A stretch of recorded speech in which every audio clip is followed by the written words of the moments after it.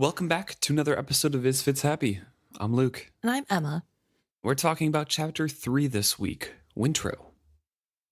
As we were discussing before starting this recording, we don't know if this was a repeated chapter name or not. Yeah, it just feels like there should have been a Wintrow chapter before now. Yeah, maybe. But I guess different book, different rules. And even though it is titled Wintrow, we start with Kennit's point of view. And he is talking to Vivacia. They are heading out away from Other Island, as we saw in other points of view. She Who Remembers is following Vivacia right now. Right. But this is our first time catching up with the crew on deck here. And there's a bit of tension going on. So last time that we were with the crew, they were coming back from Other Island, and Wintrow he was kind of on the brink of death, I would say. He had been severely burned by the acid that She Who Remembers had gotten on him, was swelling up and just not doing so hot. So this is the first time getting back, and that tension is alive. And we see that both Vivacia and Kennit are sort of willing themselves to go faster. They're trying to get to a place where Wintrow can make it, because right now they're both worried that he won't. Yeah, and Vivacia is the one who's voicing those thoughts aloud. Of course, Kennit does not voice any of those empathetic thoughts into the air. He just keeps them all trapped in his head. But Vivacia says Wintrow needs a healer.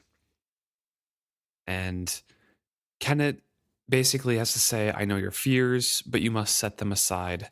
We are days from a settlement of any size. By the time we get to one, Wintrow will either be healing or dead. We are caring for him as best we can, Ship. His own strength is his best hope now. Belatedly, he tries to comfort her. Says, I know you're worried about the lad. I am just as concerned as you are. Hold to this, Vivacia. He breathes. His heart beats, and he's, drinking water. And there are signs that he is alive and not withering away, I guess. But Vivacia comes back and says, I can't feel him. It's like he's away from me.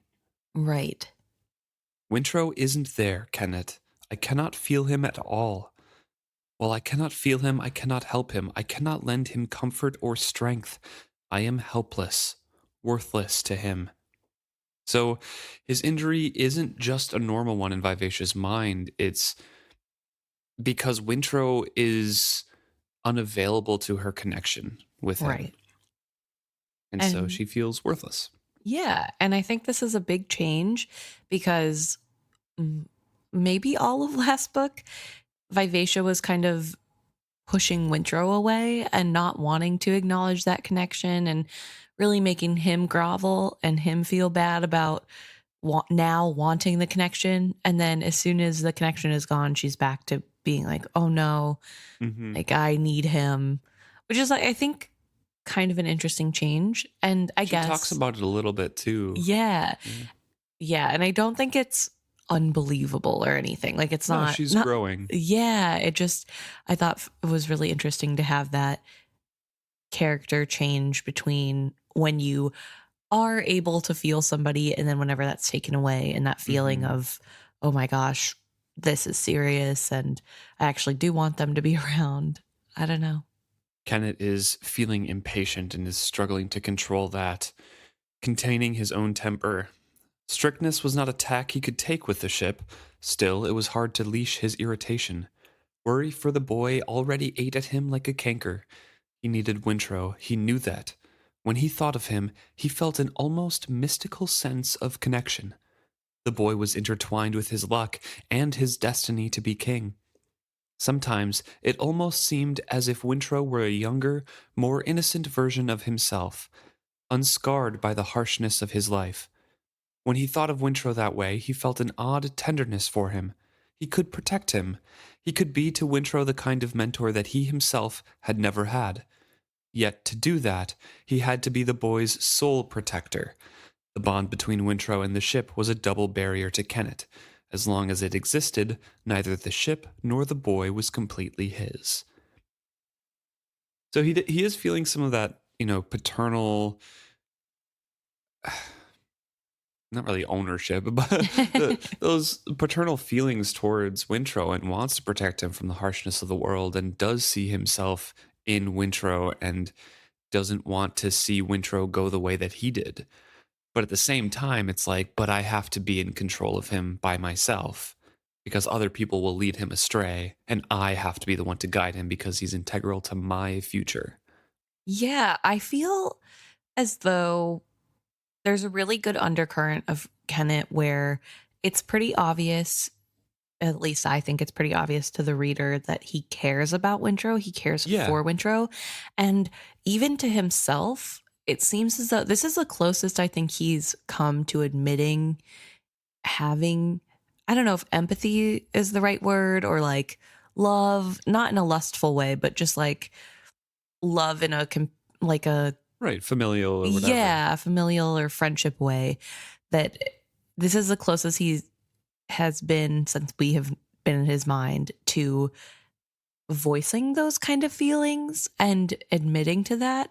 And like you said, there is that warped sense of ownership on top of it where And everything that's driving those feelings always loops back to a selfish reason. right. And yeah, I think that's the other thing, is that though there is definitely some sort of care between these two, I think that it ultimately stems from the fact that he sees himself in Wintrow.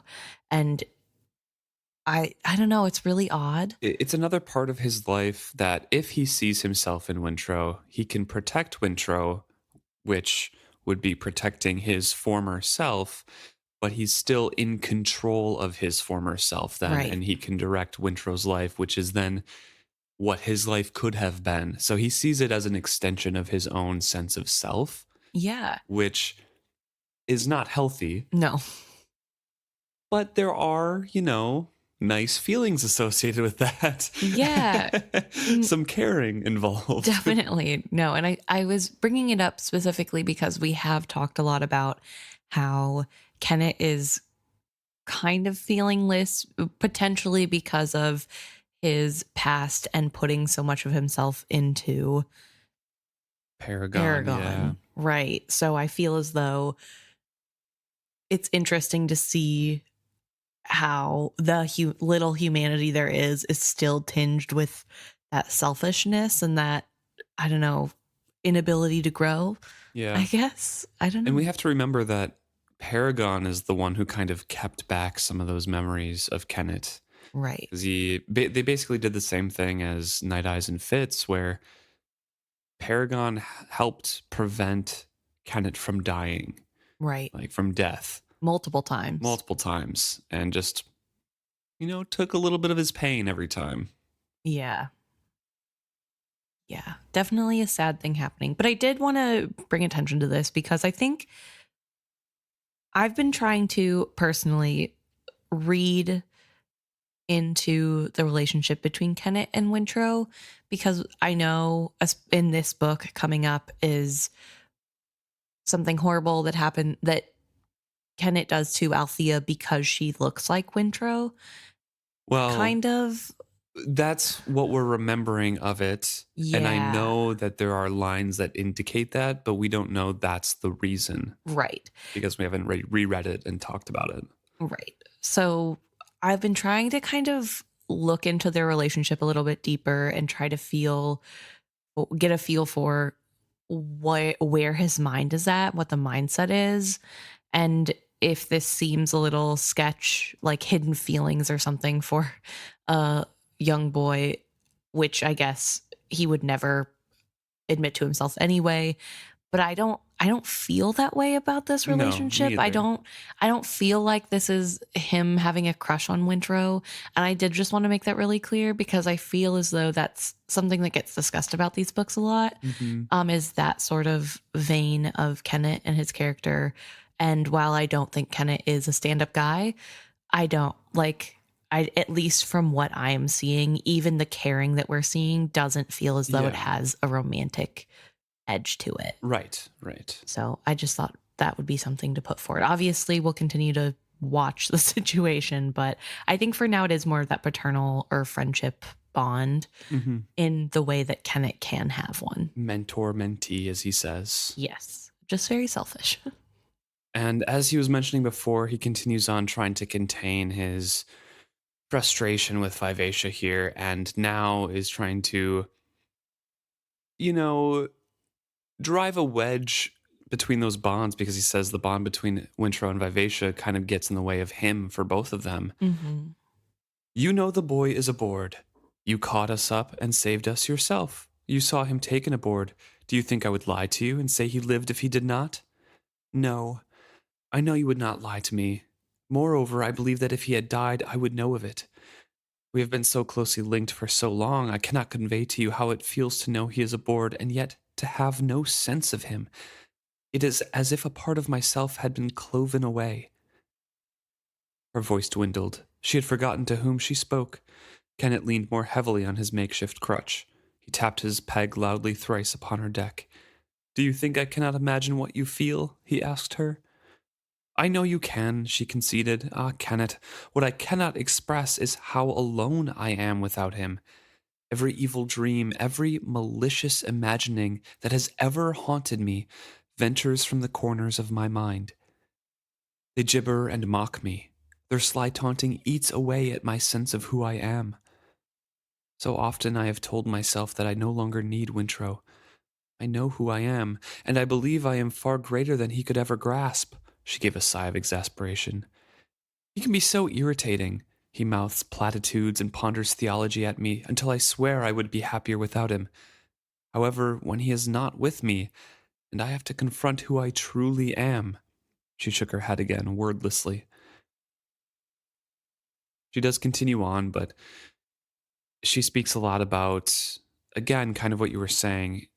The growth of Vivacia here is trying to learn to be independent and pushing away those who she needs in her life or Right. was reliant upon, and now figuring out that, oh, those people who I have been pushing away could be gone. I do need them in my life. And it's kind of having that realization and being like, he saves me from the dark parts of myself that scare me.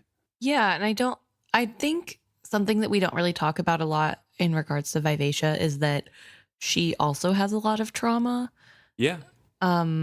Especially I think because in some ways she and Althea were bonded before she had woken up, and Althea leaving her and then Wintrow not wanting to be on her and the slaves and then and the then deaths. yeah, all the deaths. Like there's a lot that has happened to her since she's been conscious. I don't know if alive a lot is of the right word. serpents. Yeah, and I think especially because she keeps having these fears and nobody really listens to her, it's just really hard.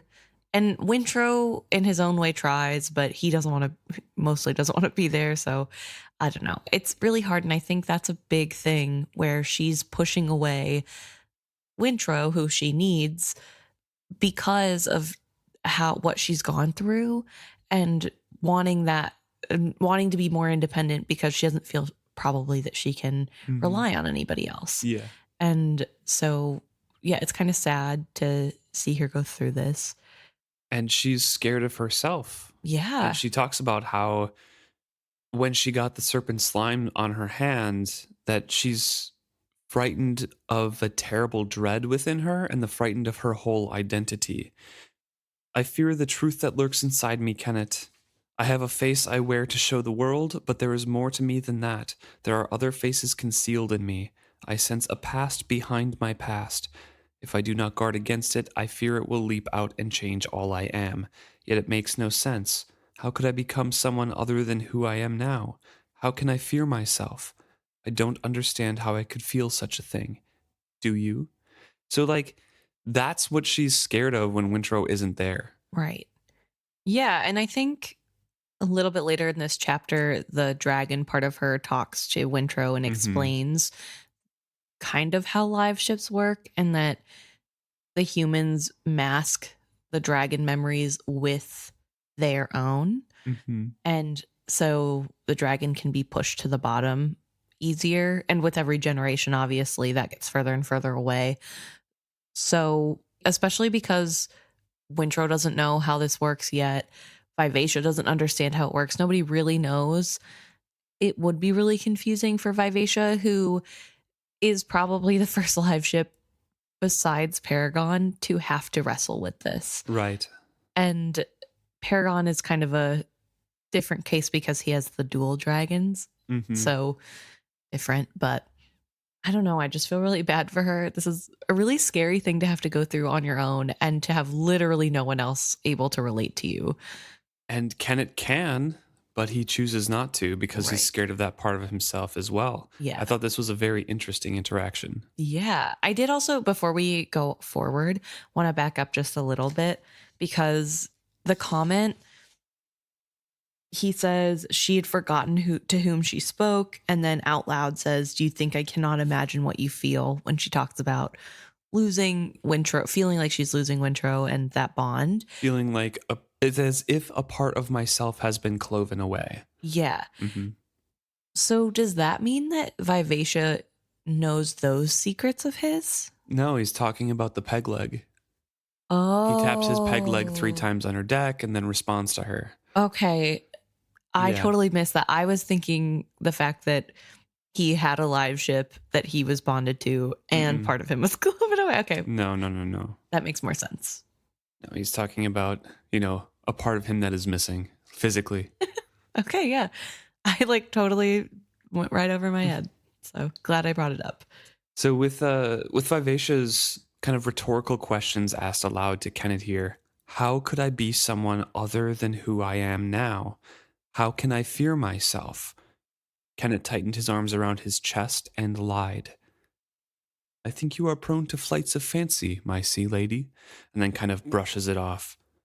But what do you think about that interaction? How he's lying, and it's directly stated from his point of view that I know exactly what you're talking about, but I'm going to brush it off and pretend that you're kind of in hysterics. I don't know. I'm wondering if with his time aboard Paragon, he does know.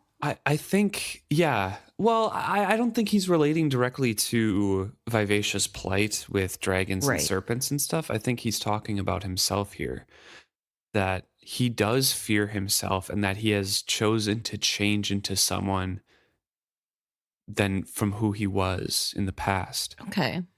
Because the boy he was on Ygritte's boat on Paragon is someone who killed the whole crew and who was tortured, basically. Right. And broken and helpless.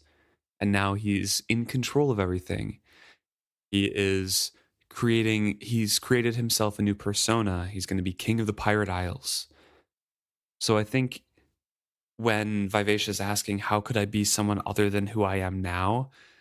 That's the past him that he's buried and tried so hard to forget. That he doesn't visit his mom. He doesn't, he doesn't do anything. He's trying to erase every single thing that belonged to Ygritte. Right. Ever. Try to cover up his legacy with his own new created legacy as the greatest pirate ever, So I think he can relate directly to being afraid of a hidden part of him because he doesn't want to dredge that back up. Yeah.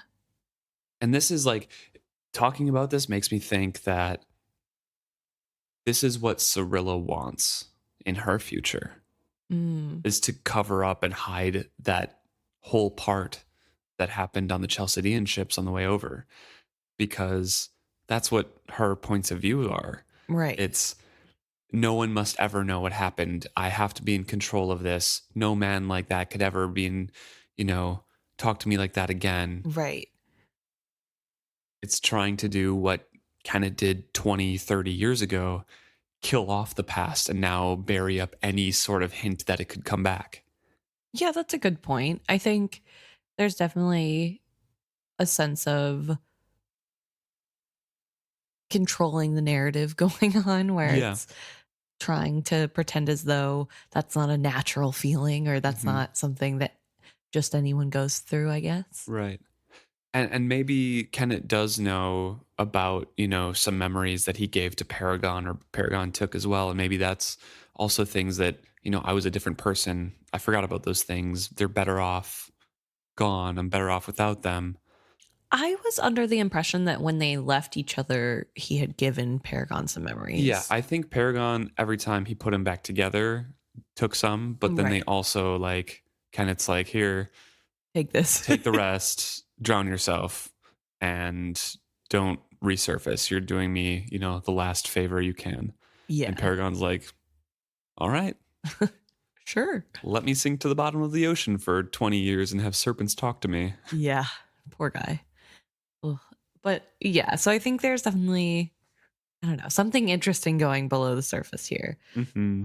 But I do find it interesting that, again, we have that trying to control what's happening by telling her, oh, you're crazy. That's. Yeah. And then also being like, I know you probably feel guilty for letting Wintrow go into danger. I do too. Yeah. It was bad for both of us. Hearing the conversation. And you've been so distant with him lately. But, I'm sorry for coming in between you two, but I don't really regret that.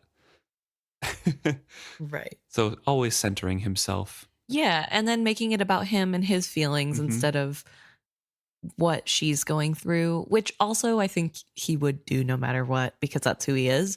But especially in this where it hits a little too close to home. He's so good at these conversations. Yeah. Because he talks about like, oh, no, he avoids the deep conversation that he wants to avoid. Mm-hmm. Centers it on like, oh, we both feel so bad because, Wintrow got hurt and there was danger there. And also, I'm not really sorry for getting in between you two because our bond is so important, Vivacia. But also, you must be wondering what would happen if you lost him. What would become of you if he died or left? Kennit shook his head at her and gave her a wry smile. I fear you still do not trust me. I have told you I will be with you always to the end of my days. Yet still you cling to him as the only one worthy to partner you. Kennit paused, then ventured a gambit to see how she would react. I think we should use this time to prepare for when Wintrow will leave us. Fond as we are of him, we both know his heart is not here, but at his monastery. The time will come when, if we truly love him, we must let him go. Do you not agree? She turns to stare over the sea. I suppose so. So again, transitioning all of that to like, oh yeah, we have such a good bond. But you must be wondering what would happen if he leaves, because we Right. have to let him go if we love him, because it's a we decision, Uh-huh. and they're the two making it. Right. And obviously that's what's best for Wintrow is if he leaves and I get you all to myself. But you won't let that happen Because you don't trust me. Uh-huh. And it's, I think, interesting because would he let Wintrow go back to the monastery? If he got exactly what he wanted, if he became king and everything, I think maybe. Okay. Probably not. He would probably say that we'll build one here. Yeah. And you can go there. You can be the priest. Yeah, exactly. At your own monastery. Yeah. Because I just don't. He would want him close by because it's part of his luck. Yeah, that's what I was thinking. Like, I just don't see a world where he gets to go back to the monastery or that he'd want to either, because I think at this point, Wintrow's so ensnared or entwined with Kennit that he's. I think, like, completely alternate ending.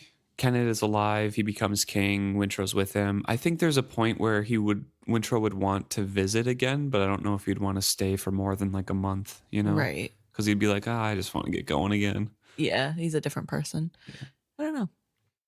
But Vivacia, as we were talking about, has grown a little bit. Kennit kind of asks her, why can not you allow me to fill his place with you? Blood is memory, Vivacia said sadly. Wintrow and I share both blood and memories. Kennit lowers himself to the deck where his blood stain is. It still held the outline of his hip and leg. My blood. I lay here while my leg was cut from my body. My blood has soaked into you. I know you share memories with me then. I did, and again, when you died, yet, even unconscious, you hid yourself from me. You shared what you chose to reveal, Kennit. The rest you cloaked in mystery and shadow, denying those memories even existed. I love you, Kennit, but I do not know you, not as Wintrow and I know one another. I hold the memories of 3 generations of his family line. His blood has soaked me as well.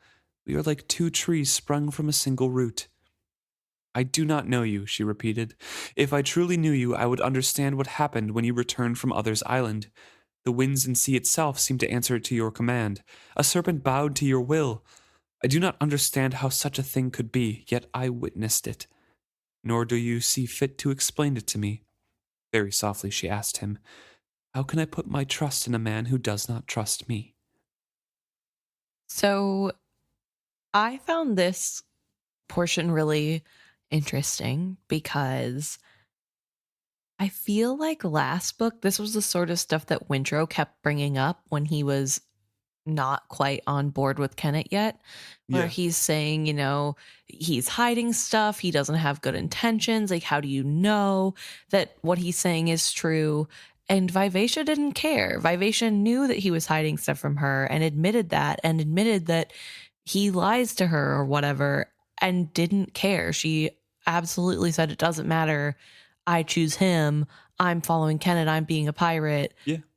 And now that exact same thing has put her off of him. Like, No. Okay. She'll still follow him. She'll still be a pirate. She'll still be bonded with him. But in terms of a replacement partner for Wintrow, that's a no-go if you're hiding parts of yourself. She was arguing with Wintrow of like, no, I'm still like him, but you're going to be with me the whole time. So yeah, I guess. Okay. Yeah, I think the context in this particular conversation matters a lot because if they're talking about a deeper trust, if they're talking about full-on connection, I'm putting my sense of self and being an individuality in your hands to never leave me, I'm going to need to know all of you. That's fair, yeah. Okay. But again, we were talking about how she's grown up a bit. She's kind of learned that risk of loss. Okay, yeah. And she was enamored with Kennit in the beginning. Yeah. And I guess with Wintrow, I don't think Wintrow has ever tried to hide anything from her. I mean, in the very beginning, he didn't want to connect. Right. But he's never deliberately hid parts of himself or lied or, pretended like some memories didn't exist or whatever. I think that's really interesting to think about as well, that they do have that really tight connection and that there is something special in that bond, and that's ultimately going to be the downfall of Kennit taking over from Wintrow, is that he can't give all of himself to anybody. Right. Except for Paragon, maybe. And in perfect Kennit fashion, he manipulates this hurtful comment into something that, further increases her guilt. Right, yeah. She had wounded him and he chose to let it show. All I can say to you is that it is not yet time for me to reveal myself to you. I had hoped that you loved me well enough to be patient. You have dashed that hope. Still, I hope you know me well enough to believe my words. Wintrow is not dead. He shows signs of recovering. Once he is well, I have no doubt he will come to you. When he does, I shall not stand between you. Kennit, she cried after him, but he limped slowly away. He climbs down the ladder by himself, even though it presents difficulties for a one-legged man. Etta, who should have been at his side to aid him, was nursing Wintrow. He supposed that she, too, now preferred the lad's company to his. No one seemed to care how his exertions on Other's Island had exhausted him. Despite the warm weather, he had developed a cough from the long and arduous swim. Every muscle and joint in his body ached, but no one offered him sympathy or support, for Wintrow was hurt, the skin scalded from his body by sea serpent's venom. Wintrow. He was the only one that Etta and Vivacia noticed. The poor pitiful tirade here. Yeah. It's annoying. The boo-hoo, my life is so hard. It Nobody switches likes me. on such a dime, too. Yeah, he is very wishy-washy on what he wants. Because if Etta were to be next to him, taking care of him, he'd be like, this annoying woman, she won't let me do what I'm a man. I can do whatever I want. And she's listening in on my conversations with Vivacia. I don't want her here. She's too close. She's not giving me enough space. And it's just, whatever. I literally wrote a note that says boo-hoo, eye roll. And then right after that, it's the, oh, poor pirate, poor pathetic, unloved Kennit from his charm. I'm like, yes, exactly. Somebody to call him out. Anger burned in him. Even the wizardwood charm he had created to bring him luck had turned on him. His own face, carved in miniature, flung mockery at him. He thought of a threat for the beastly little wretch. Wizard word burns, he says quietly. So does flesh, the tiny voice replied. You and I are bound as tightly as Vivacia is bound to Wintrow. Do you want to test that link? You have already lost a leg. Would you like to try life without your eyes? The charm's words set a finger of ice to the pirate's spine. How much did it know? Ah, Kennit, there can be few secrets between two such as we. Few. It spoke to his thoughts rather than his words. Could it truly know what he thought, or did it shrewdly guess? And that's the question that people have been asking for years. Yeah. To be honest. Well, don't we know from at least a Liveship standpoint, they can... You get a vague sense of their thoughts, but not direct thoughts. Well, whenever they're touching the wizard wood, they can kind of read the outline. But there is a sense in both of them that they have reached out and connected. Kennit doesn't talk about that at all. That's fair. And either that's because Robin Hobb still wants to hide that he was a Ludluck in the past and had a live ship, or there just isn't one. Well, it could also be the fact that this is a lot smaller. Maybe. And constantly touching Kennit. True. So there's never... Like, it's always a strong bond. Yeah. Whereas with the ship, you're not always skin-to-skin contact with the ship's wizard wood. Could be. That, I feel like that could be an explanation. But either way, shouldn't Kennit have some idea of how wizard wood works from being on Paragon? Yeah, but no one really knows. I guess, but you would think with how close they were, he would know if Paragon could read his mind. And if Paragon could read his mind, then this thing could read his mind. And if Paragon couldn't, who was closer to him than, I mean, he literally shared being with Paragon. So wouldn't that let him know? I don't know. You just would think. Yeah. I don't know. That was my thought process there, is you would think he would understand a little bit of the connection and how it would work. But who knows? I mean, this wizardwood piece also seems to have a more of a grasp of the dragon part of its memories. Right. Than the Because there's not do. a lot of human memories to push it down. True. I don't know. Here's a secret I could share with Vivacia, the charm went on relentlessly. I could tell her that you yourself have no idea what happened during that rescue, that once your elation wore off, you cowered in your bed and trembled like a child while Etta was nursing Wintrow. Perhaps Etta would find that amusing. So, Kennit is wondering the same thing that the crew and Vivacia and Etta are all wondering about Kennit. What had happened? Right. And it was luck. Yeah. Basically. Kennit had been furious with fate that it would try to snatch, the storm would try to snatch his future away just as he was so close to realizing it. He had stood up in the gig to shake his fist and forbid the sea to drown him and the winds to oppose him. Not only had they heeded his words, but the serpent from the island had risen from the depths to reunite the gig with its mother's ship. It was difficult enough that his own crew now worshipped him with their eyes, cowering in terror at his slightest remonstrance. Even Etta quivered fearfully under his touch and spoke to him with downcast eyes. Occasionally, she slipped back into familiarity, only to be aghast with herself when she realized she had done so. Only the ship treated him as fearlessly as she always had. So, like, he is even wondering what he is, what he did. Right. And he's worried about the new worship that is coming from his crew and from Etta, and annoyed at it slightly. I find that part really interesting because it feels as though worship is what he wants. You know, he wants people to blindly follow him and to respect him and give him or think of him as super powerful. So you'd think that this would be a great development, but instead he's really freaking out, which I guess he doesn't know how he did it. So if anybody ever asks him to do it again, he wouldn't be able to, which would not be Hmm. good for the brand. Right. Yeah. He talks about that, how his pinnacle is so high now, any mistake could cause him to fall. And that would be very dangerous.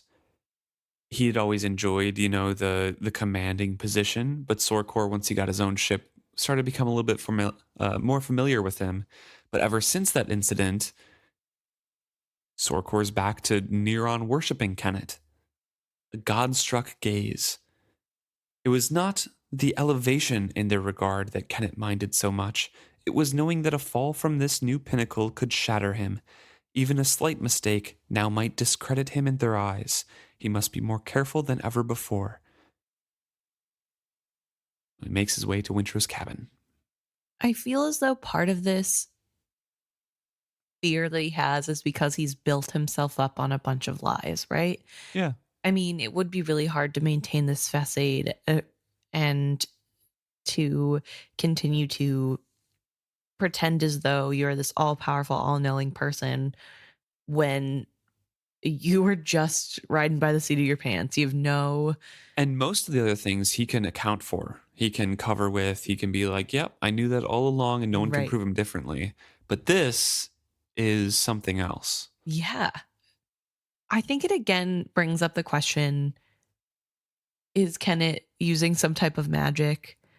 Is this like, or is it that he is just incredibly lucky? Fate needs him to do something, or maybe he is, given a destiny by Sa. Who knows? Wintrow could be correct. Yeah. I don't know. We move on to Etta's point of view here.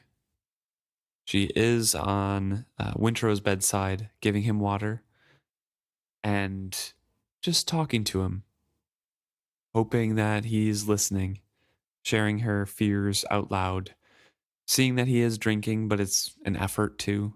Right. And he's not really responding in any way. So when she asks, do you need some water? She gives him water, regardless of the fact that he is still motionless, and then continues to give him little mouthfuls until he no longer swallows them. And she doesn't even know if that's because he's done or if it's because he's just too tired to swallow anymore. Right. She dabs at his skin where the water trickles down and some skin comes away with that. So in some places, he's not doing good at all. In some places, it just looks like a bad sunburn, but Yeah. that's the best part of his skins, really. Yeah, the rest of it is swollen and awful looking. His clothing had been corroded away to flimsy rags. Then, as warm water dissolves ice, the slime had eaten his flesh. His hands had taken the worst damage, but spatters of it had marred his face. It had eaten into his sailor's queue, leaving uneven hanks of black hair clinging to his head. She had cut his remaining hair to keep it from lying in his sores. His shorn scalp made him look even younger than he was.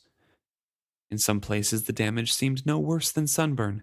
In others, raw tissue shone wet beside tanned and healthy flesh.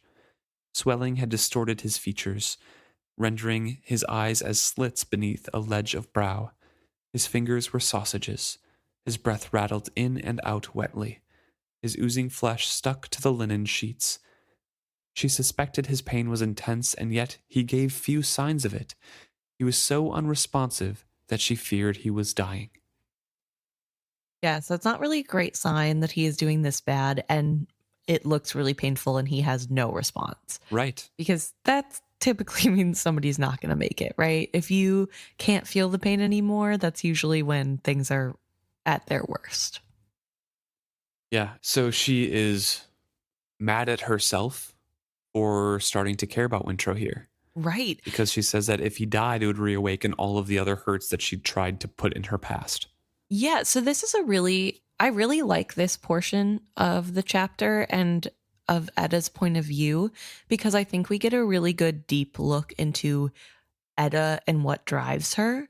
She talks about how before Wintrow, she was kind of opening herself up to a life of not really having many feelings, not any deep feelings anyway. She didn't really need friendship. She didn't need anything. She pushed those away because all that did was give her hurt in her past. And even with someone like Kennit, she definitely loved him, but she also knew that he didn't really love her back. And that was fine because he tolerated her for whatever reason. And that was enough. She didn't need there to be real feelings. It doesn't have to be a real relationship. But then Wintrow comes in and changes all that. He takes her feelings or makes her have feelings again for another human being on a friendship level. And if he dies, this will be devastating. Somehow she had come to consider him a friend. How had she let herself be so careless? Why had she allowed herself such vulnerability? Yeah, so she kind of talks about how everyone has come to admire Wintrow in his days after, confronting everybody on Divvy Town. And people kind of like him now. And if he died, people would be sad. But she, as you mentioned, would be devastated. Right. She kind of talks about their past a little bit here and their conversations surrounding Kennit. She had listened with indulgent skepticism as Wintrow had shyly begun to voice his speculations about Kennit here. His initial distrust of Kennit had evolved slowly into a belief that Kennit was chosen by Saw to fulfill some great destiny. She had suspected Kennit of playing on the boy's gullibility, encouraging Wintrow in his beliefs simply so he could enlist him in his own endeavors. Fond as she was of Kennit, she believed him capable of such deceptions. It did not make her think less of her man that he was willing to do whatever he must to achieve his ends. And yeah, I mean, she's kind of on the mark, but hasn't really gone deep enough. She believed him capable of doing that deception. Yeah, of course, Kennit was built on those deceptions. Yeah. No, reading this whole portion, I had a couple different thoughts. The first one is that this really shows how unhealthy the relationship is between Etta and Kennit, because in this moment, even though she's going to be really upset if her friend dies, she's kind of more worried about how it'll affect Kennit and what Kennit doing, and just putting Kennit before all else, which is not great. But also, I find it really interesting that she admits that she knows how manipulative he is and that he's not. How manipulative he can be. Yeah. And that it doesn't bother her. She actually admires it. I think that part of her is something that Kennit doesn't understand and see, because he constantly thinks that she's just some dumb woman who likes to hurt people a lot. Yeah. And I don't think he understands that she has real feelings for him. And this kind of shows that she does. But I also was wondering, since she kind of reads him so easily, I'm wondering if Kennit is as good of a manipulator as he thinks he is, or if he's just powerful enough that nobody questions him, if that makes sense. I think he is as good a manipulator as we see. I think he thinks he's better. Okay. But Etta has a better read on him than most people, but it's still a very naive read on him. Okay. It's still a very he's achieving his ends. He's a great man. He can be a little bit manipulative, but I admire that. He cares for me. He's kindly to me, and even more than kindly sometimes, but I don't need him to love me. He's Kennit, and that's all I need. Meanwhile, Kennet's point of view is this dumb woman. And yeah, we know that he does care for her a bit and wants her around because she's useful. Mm-hmm. But literally never in any of the points of view from Kennit, besides maybe this last one about Wintrow, has there been any sort of kindly thoughts of you have value to yourself? Yeah. It's all what everybody Kennit can lives do for and breathes just Kennit. What's the way I can make this benefit me? Yeah. Yeah, that's a good point. But I also, I guess... Etta's operating on the assumption that he's a normal human. Yeah, fair. She is measuring his bushels with her wheat or whatever. That dumb quote I can never get right. It gets further and further. Every day we stray further and further from Saw on that quote. But I do just want to say that this is the second person's point of view that we have read from who accurately sees through Kennit's manipulations, the first being Wintrow. So that's what made me think, okay, we have another person's point of view where they acknowledge, yeah, he's super manipulative and he's like scheming. And I guess to some end, a lot of the people that he deals with are pirates, and it's a pretty good chance that they're not super highly educated. I mean, neither is Etta. That's true. But she's, I feel like, a little bit more educated in, I don't know how to explain this, but I feel as though she's more worldly than these pirates, even though they have been out in the world. Okay. I just feel like something about her is just quicker. I don't know. She seems to pick up reading really fast and learning philosophy. Didn't sound like it from... She just needed it to learn in a way that, you know, I don't know. She learned it within a month. That's really fast. Going from illiterate to being able to read a bunch of different philosophy books. That's pretty good. Yeah, but so anyway, I don't know. Maybe... The thing is that a lot of these crew members and pirates are coming, like you said at the beginning, maybe it's, you know, their expectations or looking at something to believe in. Kennit is a figure. He is a captain of a pirate ship. He commands respect. They come into that expecting, you know, to believe him, to listen to his commands, things like that. Etta is there to love the man. Yes, follow Kennit, the man, and the pirate as well, but to love him. So she has a little bit of a more nuanced perspective rather than just the figurehead and leader. Okay. And then Wintrow was coming into that relationship as an adversary. He's like, he's stealing Vivacia. Okay, sure. So he's coming in with a little bit more skepticism, I think. Besides having, you know, Kennit be like, yeah, I'll free the slaves, but like I'm taking the ship. And, you know, things not adding up exactly. That's fair. But Etta is sitting here. Again, we get another point of view of the miracle that he performed. And this time from Etta's point of view. We heard from Kennit that Etta was kind of talking quietly around him and not really speaking up. And sometimes she felt very embarrassed when she actually did speak to him familiarly again. And from her point of view, she had seen Kennit lift up his hands, quell a storm, and command a sea serpent. Since that moment, she felt as if the man she loved had been snatched away and another set in his place.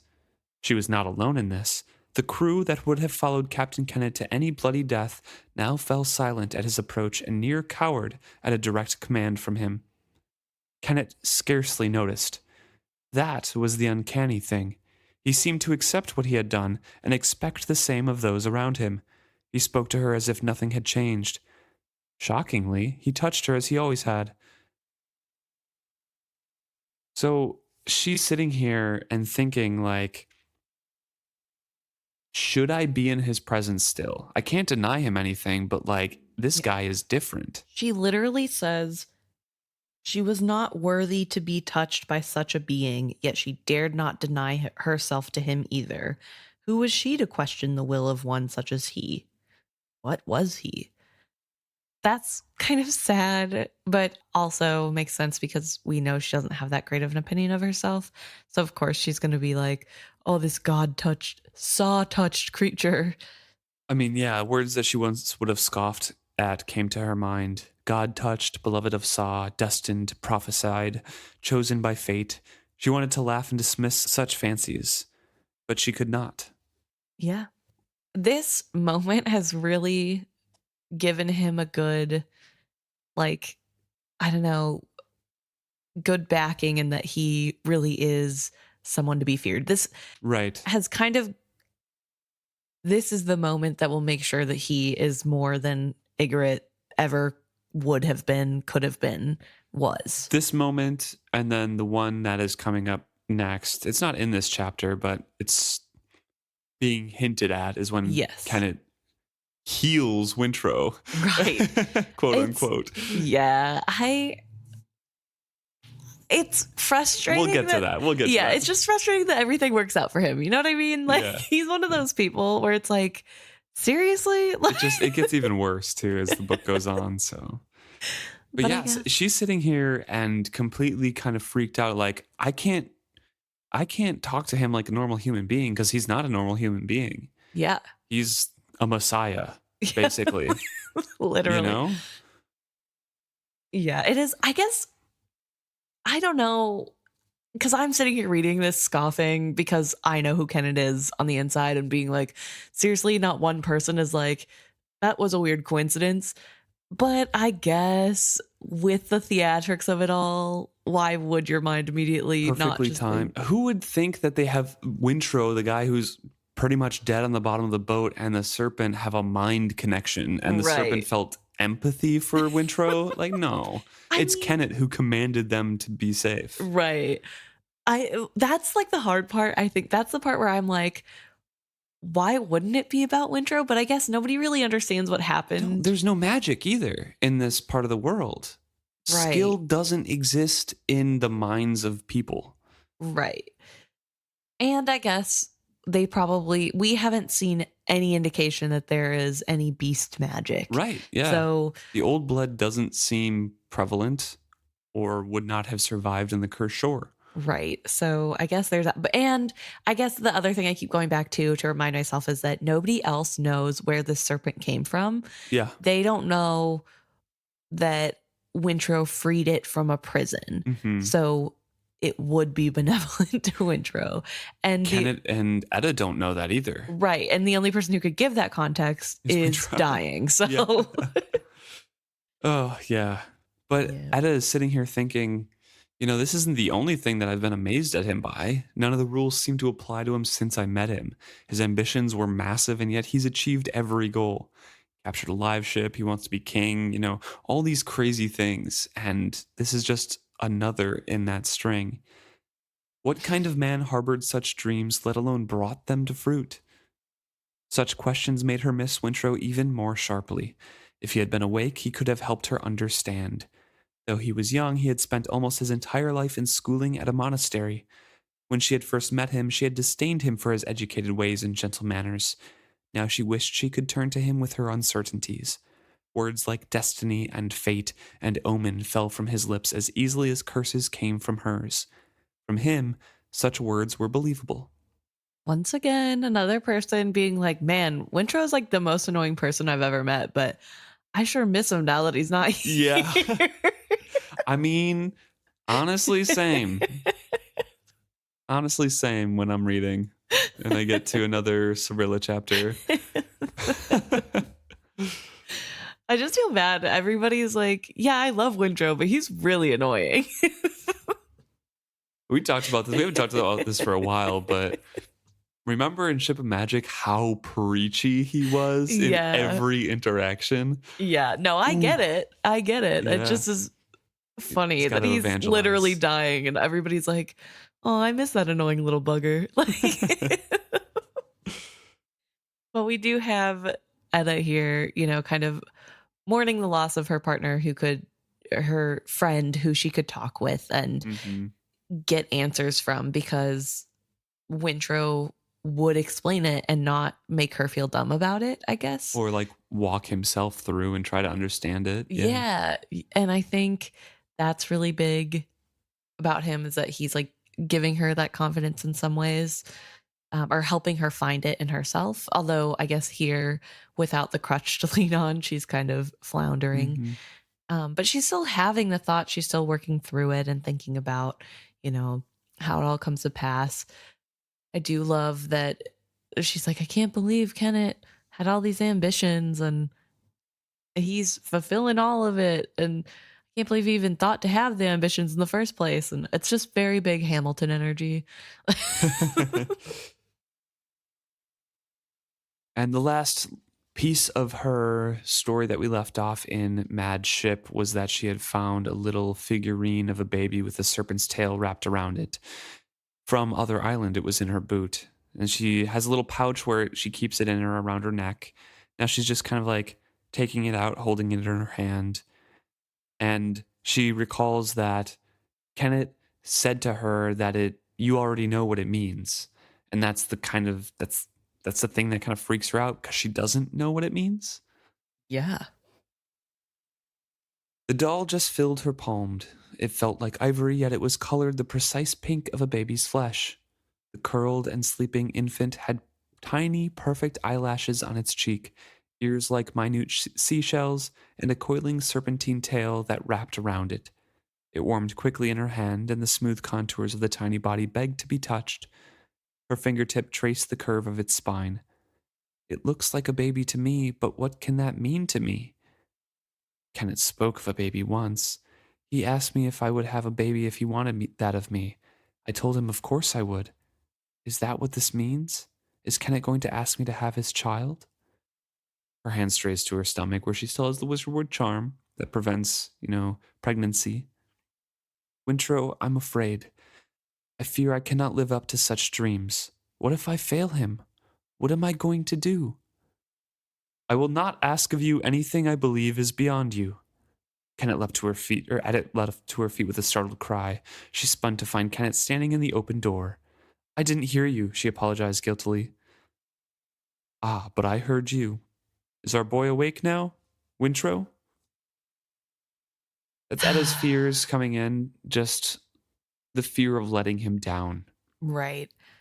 And it is, having a baby isn't just as easy as snapping your fingers and demanding one. So right. I can get why there would be fear on her end for that reason alone. But it doesn't seem to be about that at all. No, I think it's a lot of things. It's into reverence now of just like, I can't let this being who is not the man I knew down. Yeah. And I don't know, there's just a lot of pressure on that. And of course, Kennit has to... Gives her a compliment here. Well, come in being like, I wouldn't ask more of you, as though he's God. I will not ask of you anything I believe is beyond you. Yeah. Okay, Kennit. I don't know, just very like, yes, I am God. Thank you for noticing. I am here and I'm in charge. And how's our boy? Yeah, he asks about Wintrow, and Etta's like, he doesn't answer. He's not talking. He drinks his water, and that's about it. But you still ask him these questions, Kennit observed speculatively. He turned his head to pierce her with a glance. I have no one else to share such doubts, she began, and then halted. I meant, she began hesitantly, but Kennit silenced her with an impatient motion of his hand. I know what you meant, he revealed. He sank into her chair. When he let go of his crutch, she caught it before it could clatter to the floor. I, too, miss his counsel. He stroked the stubble of his hair on Wintrow's head, then pulled his hand back in distaste at its coarseness. I am thinking of putting him up on the foredeck by the figurehead. She may be able to speed his healing. But, Etta began and then held her tongue and lowered her eyes. You object? Why? I did not mean to... Etta! Kennit barked her name, making her jump. Spare me this whining and cringing. If I ask you a question, it is because I wish you to speak, not whimper at me. Why do you object to moving him there? I actually see this as a growth in their relationship, believe it or not, because Kennit is asking opinions. Okay. Yeah. From somebody else and wants the answer. Yes, I'm sure he's doing it because he's sick of Etta kind of like not being, a normal, regular person around him. Right. But still, it's literally Kennit being like, answer the question, refute me, give me reasons why not. I'll still tell you to do it if I want you to, but like, right. Talk to me. Like, please go back to normal. Yeah, from Etta's perspective, because we don't have any negatives coming out of Kennit's mind, they do feel like a really normal relationship here. Yeah. Like, no, I want your counsel. That's why I'm talking to you. Like, hello? Stop being scared of me or scared of being wrong. Yeah, it's fine. I wouldn't ask if I didn't want to hear you. I mean, there is still that language being used that puts himself as above her and separates them. But for who they are, it is very... It's a growth on Kennit's part, I should say. It is, yeah. And to praise Etta a little bit, she does say what she wants to say instead of continuing to be scared, which is good. Mm-hmm. And I think she's worried about the scabs falling off or, the wind or the sun doing damage to him. Right. And I think that that's also kind of important, is that Etta is this person who isn't afraid to tell Kennit what she thinks, at least before now. She always did come to him with her ideas and what she thought of a situation. And even though he's annoyed by that, clearly he does respect it in some capacity because he does want to hear her opinions. Mm-hmm. And probably in this, especially because he, I don't think, has a ton of experience with being a healer, and he assumes that Etta does. So it would be good to get her opinion. Yeah. But as you said, that's what she's worried about, is that he is not healthy enough to be moved, that his skin can't handle it. He says, yeah, I see, but we'll move him carefully because the ship needs, reassurance that he's still alive, and it could potentially help his healing. Etta starts to object a little bit, falters, and he's like, yeah, I do know better than you. I'll wait here while you get crewmen to help move him. So decision has been made. He just wanted to hear her responses and reasons why he shouldn't be. Right. And then we switch to Wintrow's point of view. A very interesting point of view. Yeah, he is deep inside the ship's consciousness. Yeah. Wintrow swam deep in darkness and warmth. Somewhere far above, there was a world of light and shadow, of voices and pain and touch. He avoided it. In another plane, there was a being that groped after him, calling him by his name and baiting him with memories as well. She was harder to elude, but his determination was strong. If she found him, there would be great pain and disillusionment for both of them. As long as he remained a tiny, formless being swimming through the dark, he could avoid it all. He kind of relates in this very detached point of view that something is being done to his body and that there was pain, and pain had the power to center himself in his body, so he's avoiding everything. Down where it's much safer. And that's when we get a voice. It only seems that way. And while it seems that way for a long time, eventually you will long for light and movement, for taste and sound and touch. If you wait too long, those things may be lost to you forever. This voice boomed rich all around him like the thundering of surf against rocks. Like the ocean itself, the voice turned and tumbled him, considering him from all angles. He tried in vain to hide from it. It knew him. "Who are you?" he demanded. The voice was amused. "Who am I? You know who I am, Wintrow Vestrit. I am whom you most fear, and whom she most fears. I am the one you avoid acknowledging. I am the one you deny and conceal from yourself and each other. Yet, I am a part of you both." The voice paused and waited for him, but he would not speak the words. He knew that the old naming magic worked both ways. To know a creature's true name was to have the power to bind it, but the naming of such a creature could also make it real.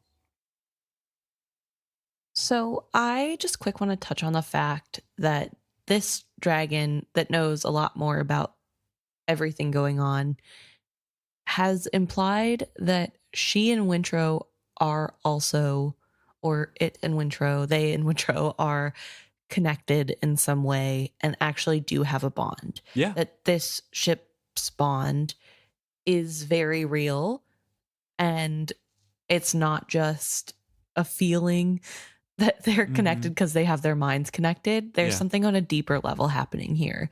And I think that's important to point out because we have been having questions about that throughout the books of, what really is this bond?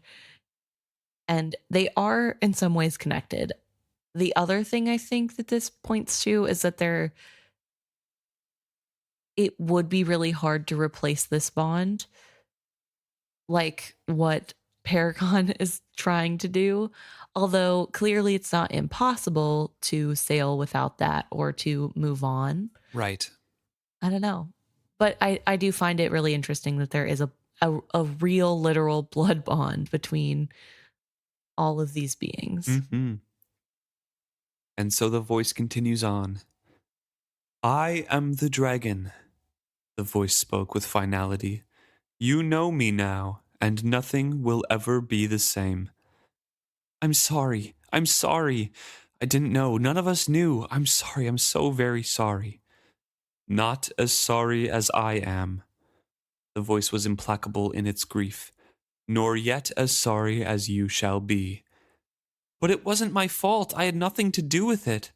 Nor was it my fault, yet I am the one punished most grievously of all. Fault has no place in the greater scheme of things, little one. Fault and guilt are as useless as apology once the deed is done. Once the action has been taken, all must endure what follows. But why are you down here so deep? Where else should I be? Where else is left to me? By the time I recalled who I was, your memories were stacked many layers deep upon me. Yet here I am, and here I shall remain, no matter how long you deny me. The voice paused. No matter how long I may deny myself, it added wearily. So that's what you were talking about before, how human memories stack upon and drive the dragon memories deeper and deeper.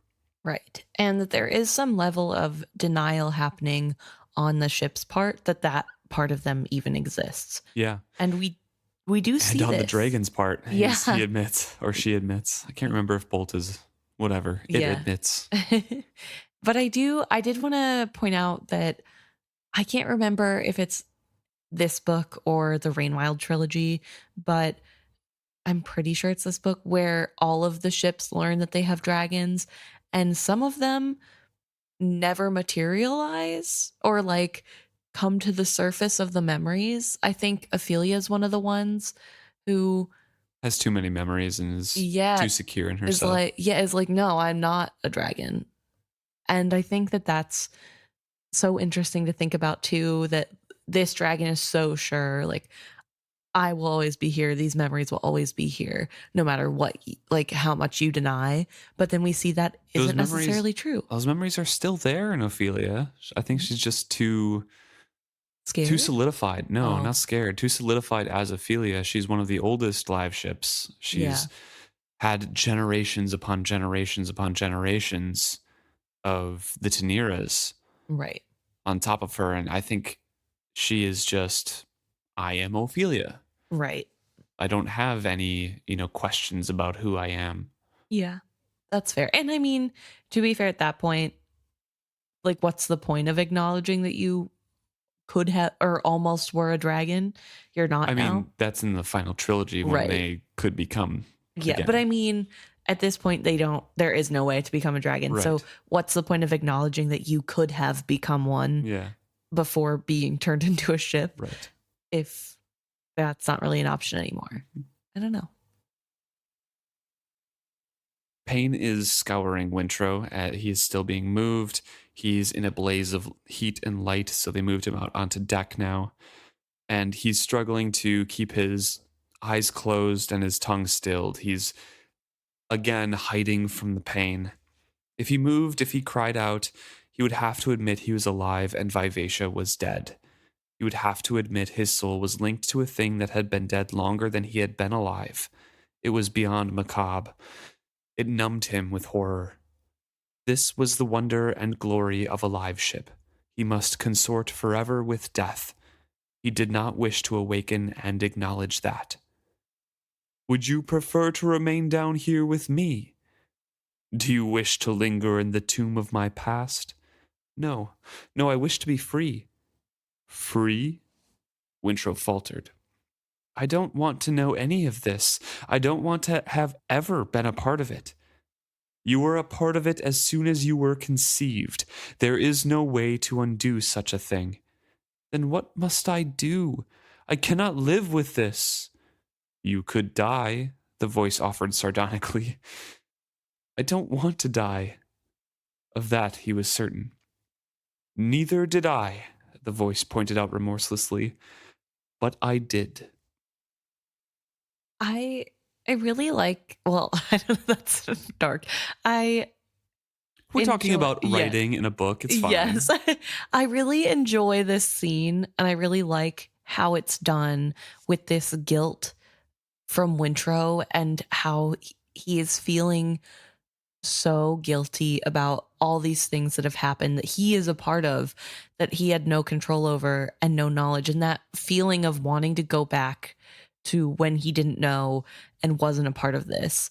I think it's done so well. I think everybody probably has had a situation in which they learn maybe a family secret or just like a world secret, history, something that they weren't aware of before whenever you're young and you become an adult. And it really just skews everything and changes how The you look at burden of things. knowledge. Yeah. And I really like how Wintrow doesn't get sympathy. He isn't being coddled or babied. Yeah, And because the dragon's like, yeah, you should feel guilt and remorse because you're part of this family that did this to me. yeah, and even if they didn't know what they were doing, they still did it. And they shouldn't Mhm. have messed with it if they didn't know what they were doing, basically. And I think that's really important. And I think it's really cool to see this interaction where there are two victims basically talking to each other, but one of the victims is also part of the aggressor. And Yeah. like seeing how that plays out and seeing how we have the dragon really show Wintrow that it isn't fair of him to, number one, ask this dragon to comfort him and his guilt, but also number two, to try to hide from that and bury his head back in the sand. He does know now, and he needs to use that information to Mhm. go forward. The dragon continues on about, you know, the history of how this works and the real kind of nitty gritty of it that you were talking about before, saying that rich as I am in my own memories, I never was born. For the sake of building this ship, my cocoon was stripped from me before I could hatch. They dumped that which would have been my body to the cold stone floor.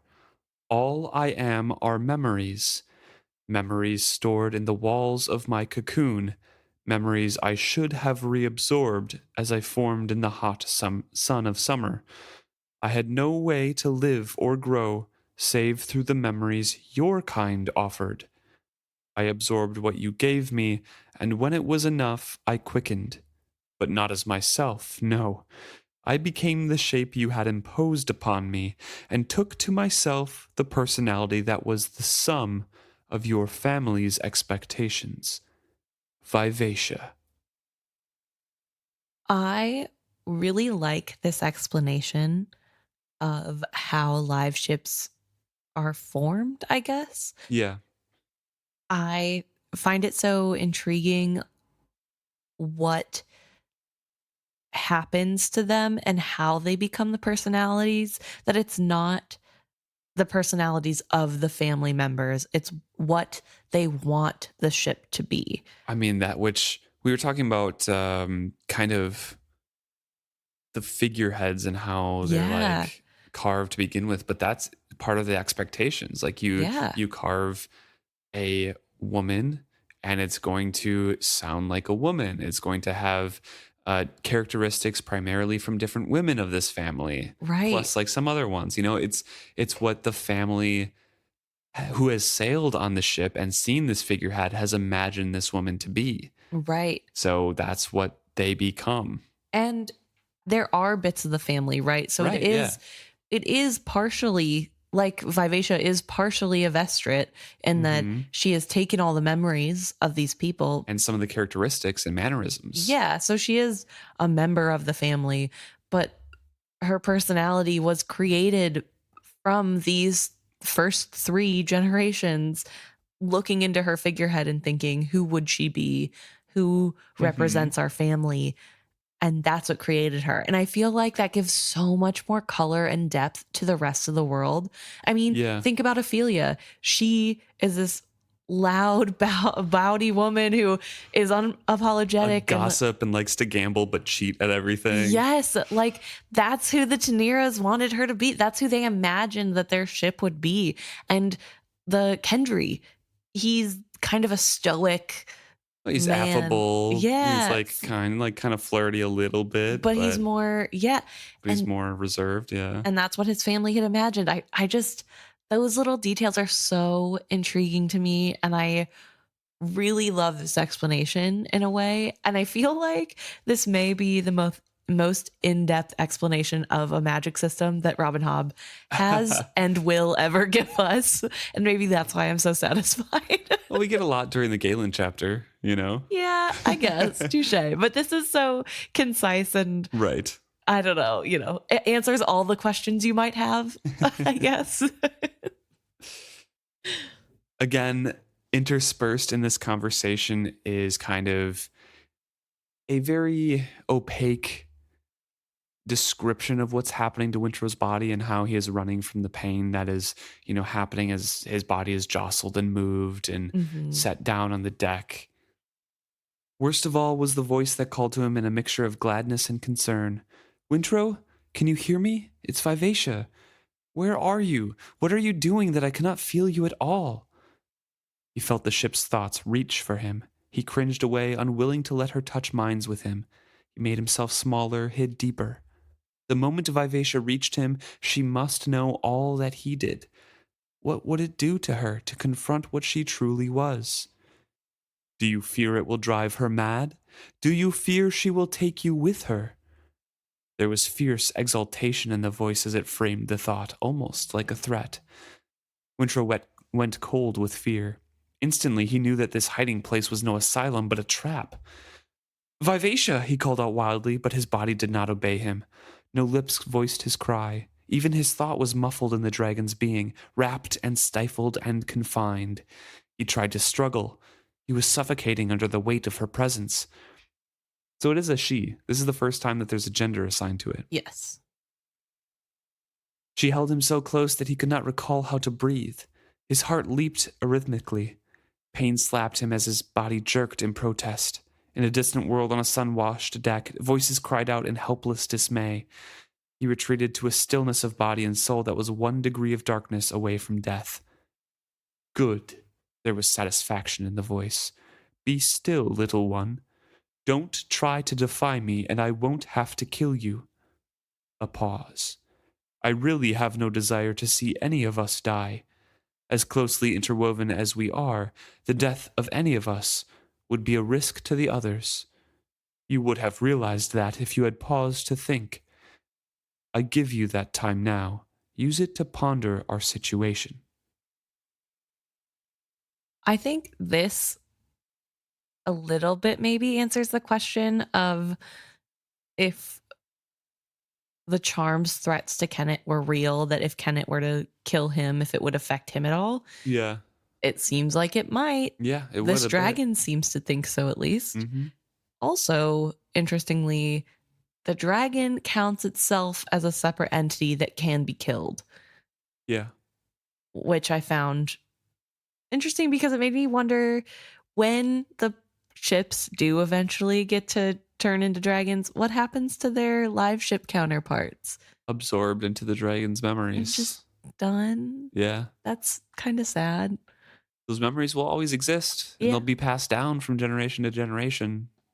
But Vivacia's not going to speak out of that bolt's tongue, you know? Yeah. Sad. Anyway. Yeah, the dragon is saying, Wintrow, calm yourself. I'm not going to let you jeopardize what kind of control I have here, because I'm not going to be forgotten. Just ponder our situation, think for yourself a little bit. And Wintrow takes the time to, again, think about his survival, and he senses that pain is still seething throughout his body, so he tries to pull his mind back from it again. He cringed at the dragon's sudden flash of irritation. By all that flies, have you no sense at all? How have creatures like you managed to survive and infest the world so thoroughly, and yet have so little knowledge of yourselves? Do not pull back from the pain and imagine that makes you strong. Look at it, you dolt. It is trying to tell you what it is wrong so you can fix it. No wonder you all have such short lifespans. No, look at it like this. And Wintrow's getting the up close and personal tutorial of how to change an elderling's body so they live longer and are healed. Yeah. So, well, is it an elderling body or This is what I imagine that dragons do to nudge and fix the bodies of their elderlings. okay? This is Wintrow just needing healing, Right. but that's what the dragons are doing. They're just looking into them with their magic and being like, yeah, this is wrong. Let me change this real quick. Well, I find it really funny that the dragon's like, you're so dumb. Why don't you just fix it yourself? And it's like, because humans can't do that. Like, When it switches back to Wintrow's point of view, he's like, oh my God, this is Avsa. This is so cool. I should have been doing this. yeah. And to be fair, it is reminiscent of whenever he healed Kennit before. Yeah. And that use of what we think is probably skill. Yeah, and because it's fits, going into the fool and healing the fool. Yeah, it feels very skill healing-y. Mm-hmm.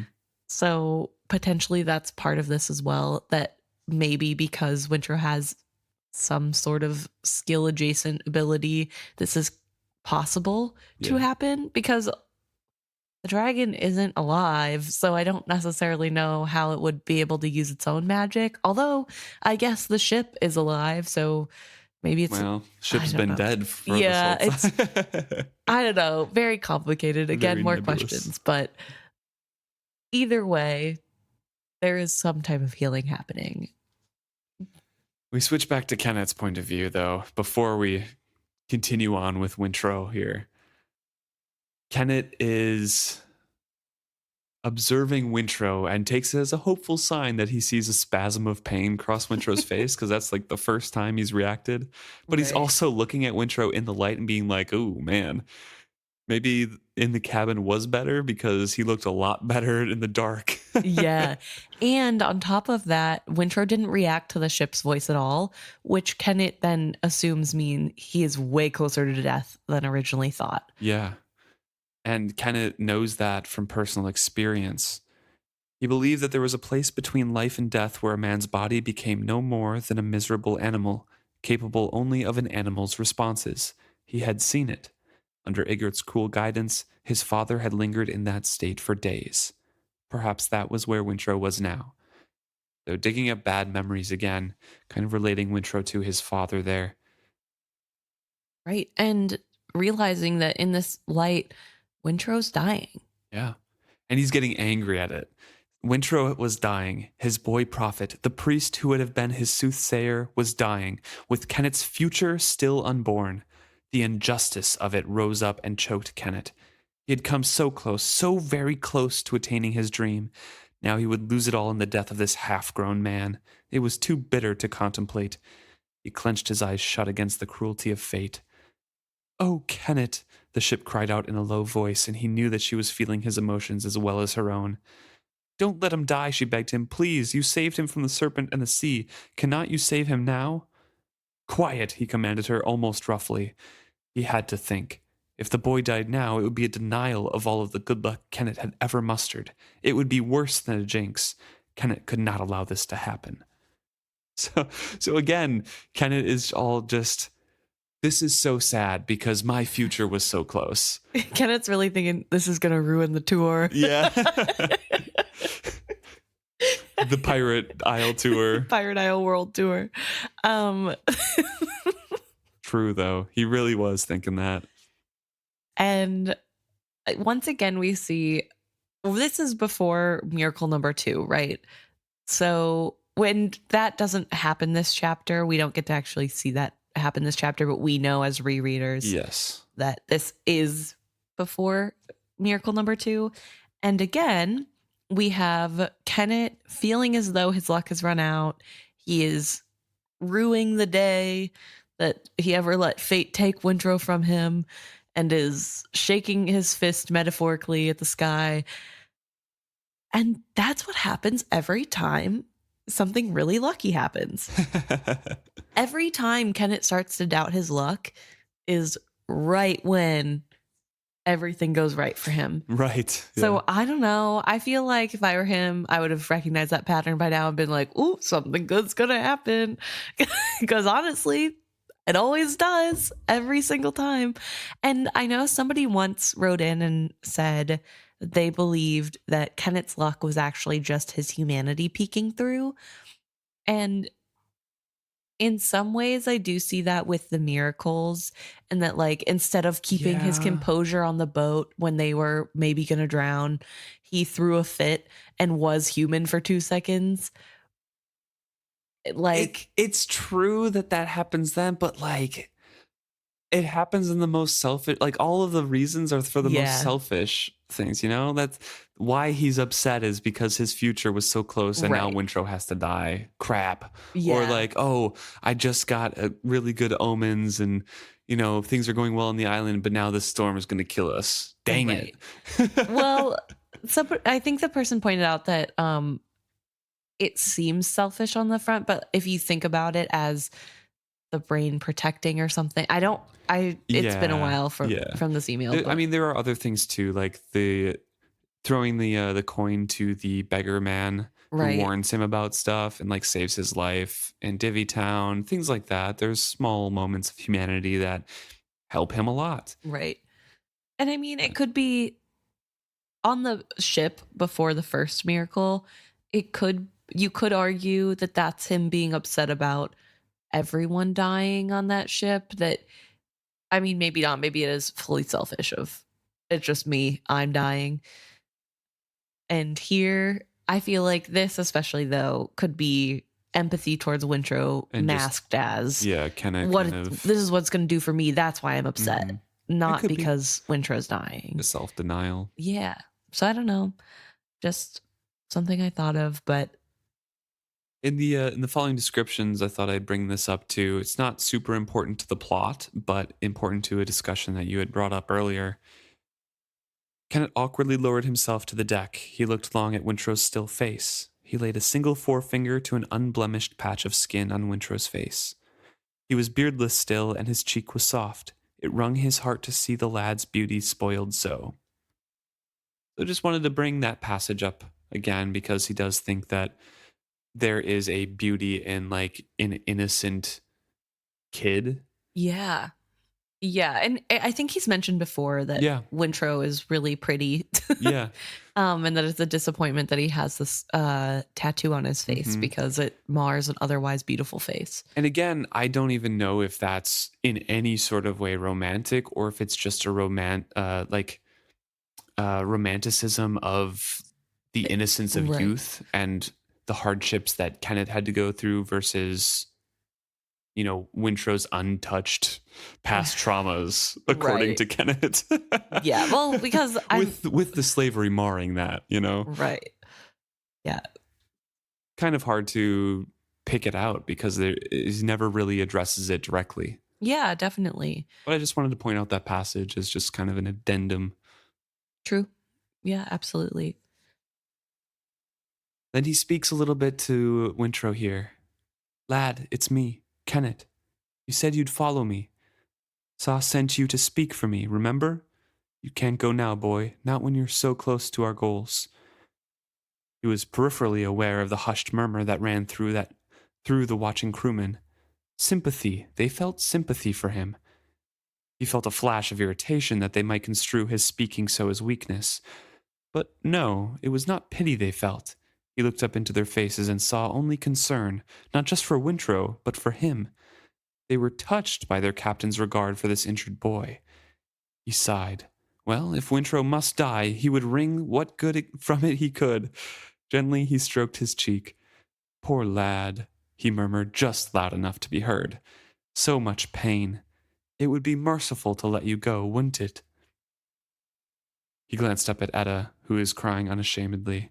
Try the water again, but don't be disappointed. He is in Saw's hands now, you know. Oh, what an actor. And then again, like we said, we switch back over points of view. Yeah, and I'm so mad that it worked out for him. I mean, I'm glad that Wintrow's fine, but I'm so mad at everything just falls into place. So melodramatic.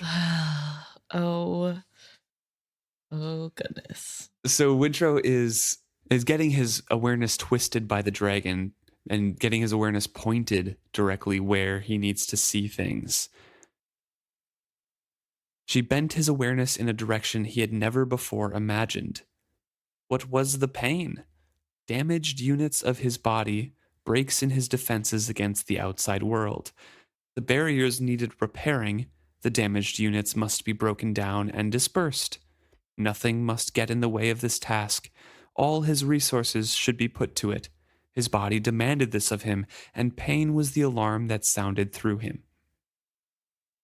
So he's basically, learning that he can direct his body to focus on repairing what's damaged instead of random miscellaneous tasks, I guess. Right.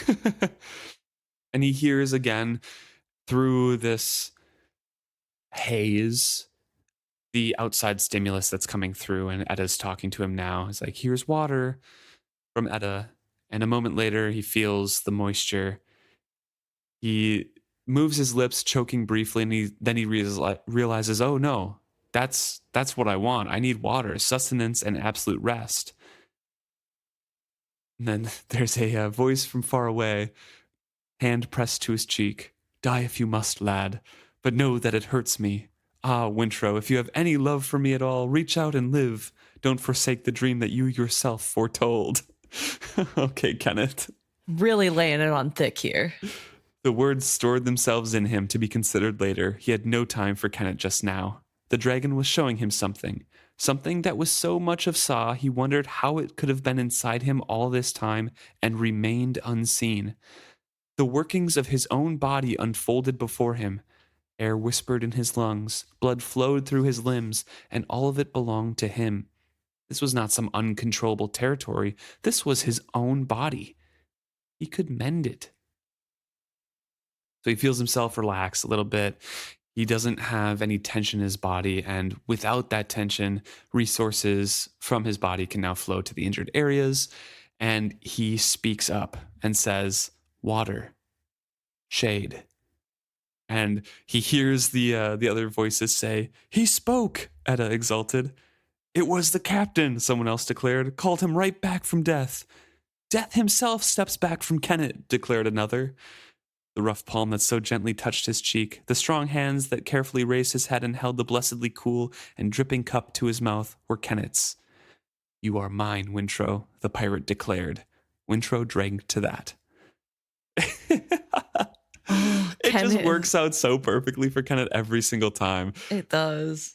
Kennit, oh my, I just can imagine his point of view, just like, yeah, die if you must, but realize our dream together. And then Wintrow responds to that call. Yeah, we have a dream and a goal to fulfill. And he's like, water, shade.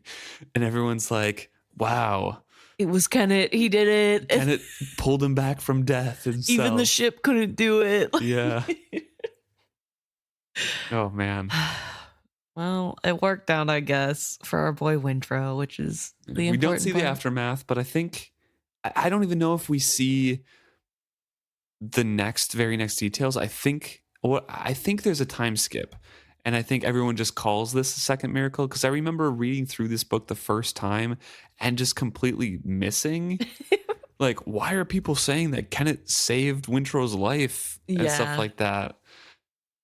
So I feel like this is the only moment we get. Plus, his tattoo is gone because Wintrow fixes it himself as the dragon is pointing him to things. Yeah, because why not, I guess. Yeah. So... man, that's interesting. We do end with one final point of view.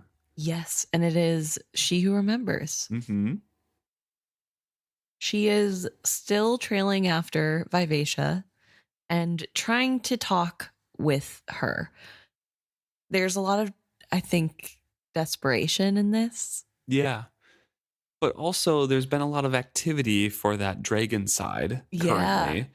And she who remembers is trumpeting at Vivacia's hall. I think you can hear me. I smell you, I sense you, but I cannot find you. Do you deliberately hide from me? See that phrasing is the same phrasing that or similar phrasing that Vivacia is using about Wintrow. It's like Yeah. you're hiding from me. I can't find you. Yes. And that's that deep place that the dragon is sitting in. Right. So she's falling silent, straining with every sense to find a response from Vivacia or the silvery hold provider. Yes. Interestingly, when she's waiting to hear, she says she fell silent, straining with every sense after a response. Something. She tasted something in the water, a bitter scent like the stinging toxins from her own glands. It oozed from the ship's hull, as if a thing could be. She seemed to hear voices, voices so distant that she could not make out their words, only that they spoke. It made no sense. The serpent half feared she was going mad. That would be better, a bitter irony.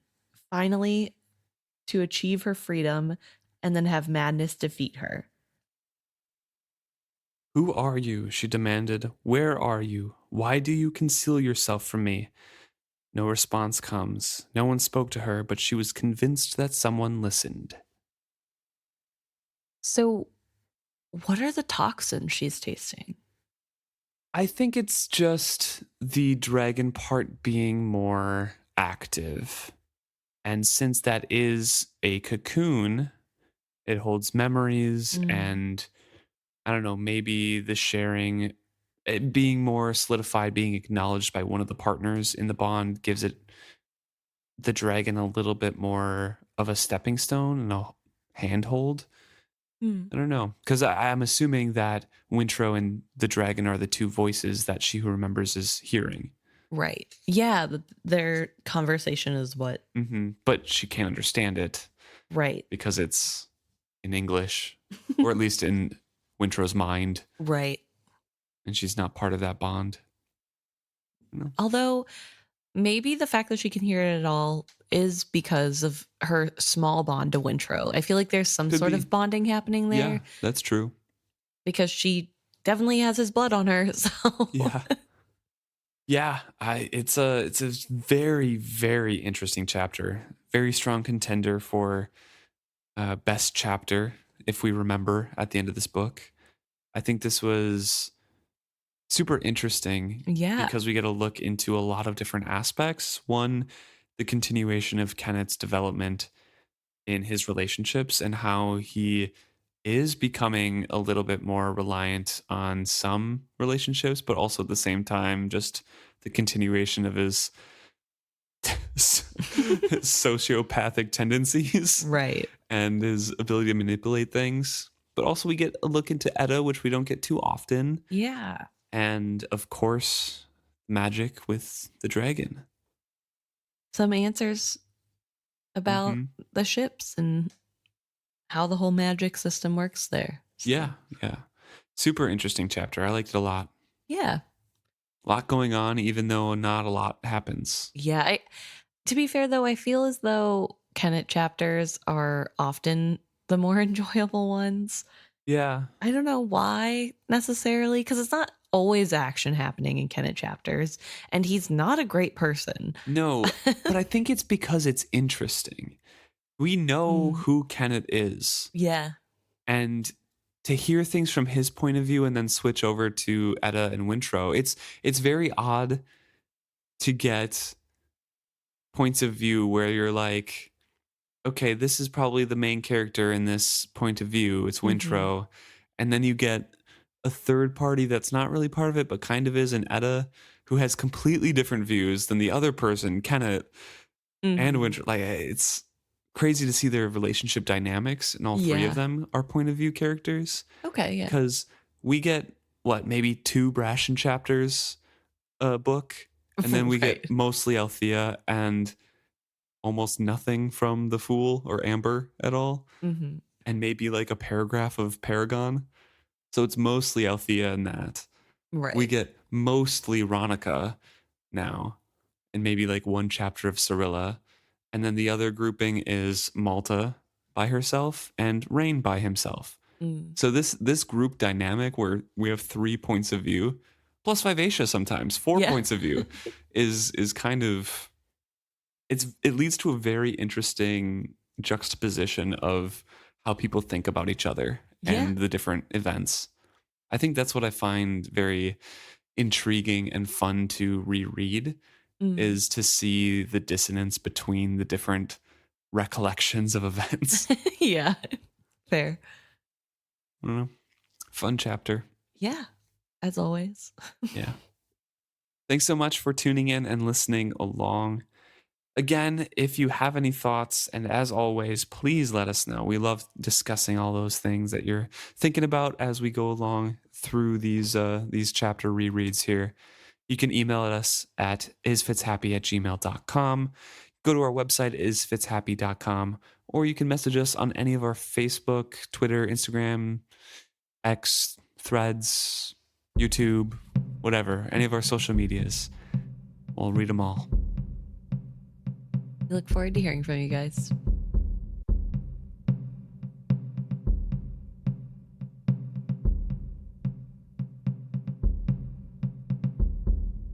Now we just have 2 comments, I guess, to talk about.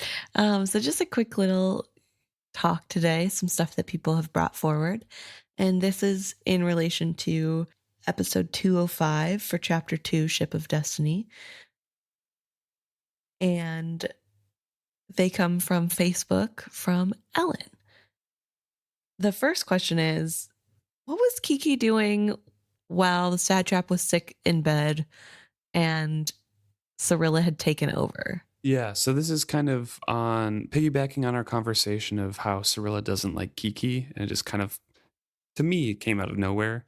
Yeah. But Ellen was like, what was she doing on the ship while Cyrilla was taking care of the satrap? And Ellen kind of asks, was she just forgotten plot-wise? And I kind of feel like, yes, she was convenient to be left out of that picture. Well, I do know that we get told in the book that Cyrilla turns everyone away.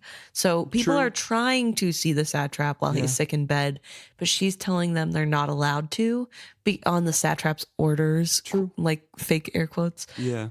But one of those could have been Kiki. That's true. Yeah. But Kiki is not, I think, mentioned by name at all. So yeah, who knows? Good question. Not sure. I feel as though probably just huddling in her room, hoping to not be noticed on that ship would probably be a good guess. The other comment from Ellen is another detail specifically about that chapter, and that's, how does Serwyn know so much? Why is he used as the exposition dump? Right. Especially because Serwyn says that he's been kept at home. Yeah, he's been kept at home and his father doesn't really tell him anything.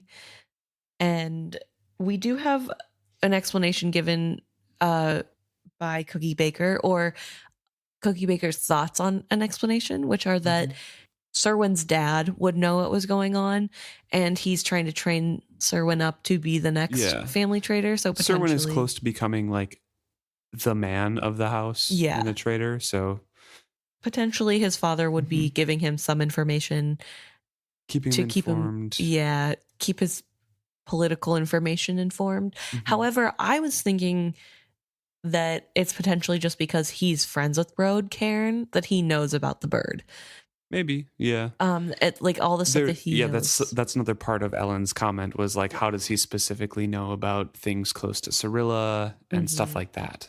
Yeah, that doesn't, like, obviously the plot has to be portrayed to the reader in some way, but doesn't make sense that Serwyn's the one.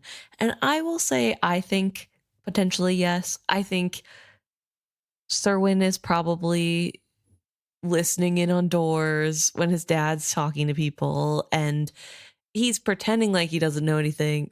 Maybe not pretending, but he feels like he doesn't know anything and he's getting dismissed. But also he kind of admits he's happy to keep his head buried in the sand because he doesn't really want to get involved in everything. And he's friends with Roed. And maybe. We don't know. You're assuming they were friends at one point, and his father doesn't want them to hang out anymore because Roed's part of the people setting fires to the town. Roed, Cairn, and a lot of the young men, as Serwyn says, are going out at night. So Right. he's bound to have friends among them. I don't think his father would keep him in the dark about too much. He would want him to stay home. But I don't know if he would be, shut yourself in your room, don't do anything, Serwyn.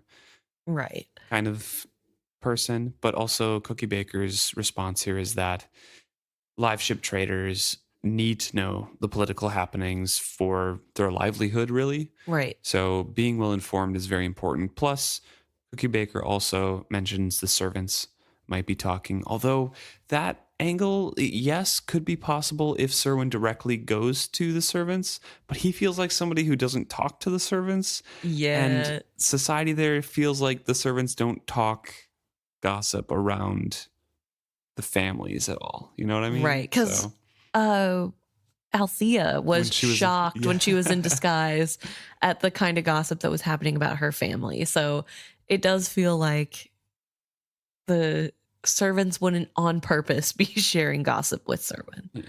But again, Ellen, I think the story needed to have somebody tell everything to Ronica and to the readers. And Serwyn, it's not a huge stretch that he would know this information, right?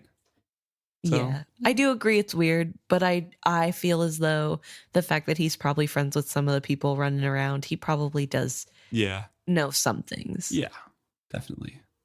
It's not like the city is on lockdown. True. Yeah.